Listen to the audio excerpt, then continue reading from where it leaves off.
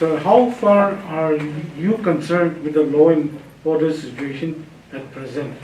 Citing the example of this morning, last night, how far are you concerned and what measures are you going to take?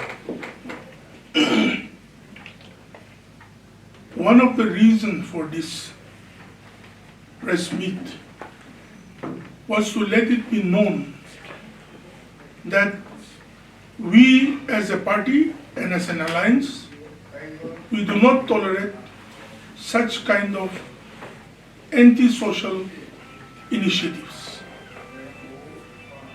Voting is by choice, and it is a democratic festival to elect somebody to represent the people. Using threat measures, going below the belt in politics is not the right way. And the government will make sure that such elements do not get to exercise their idea of playing such kind of politics. We are going to apprise the Deputy Commissioner, the Returning Officer, and the SP also on this issue. And just imagine, when such kind of anti-social measures are initiated by vested interests, that means they have already lost the battle of the election. If they have the right mandate, may they go to the polling booth and vote. May their supporters go to the polling station and vote. Not threaten people,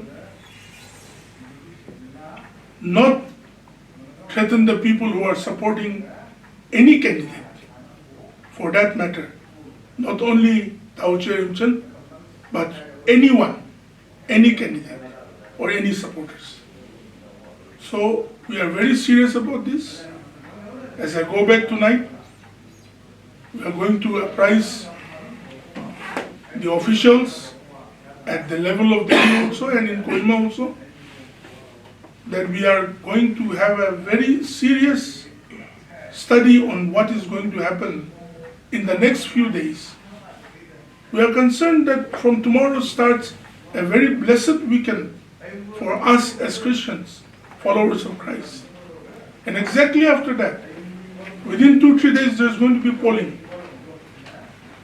And the sinister designs of amplified threat, which is being perceived and put across, is not acceptable, neither to the people, nor to any law-abiding agency or enforcing agency.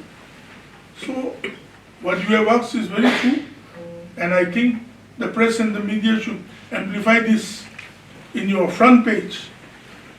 To be very honest, why do we have to put such kind of antisocial elements in the back page, or just take it as an incident that happens in Koridang all the time?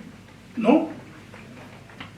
There are so many assembly constituencies in Nagaland where not even one stone is used, not even one stick is used.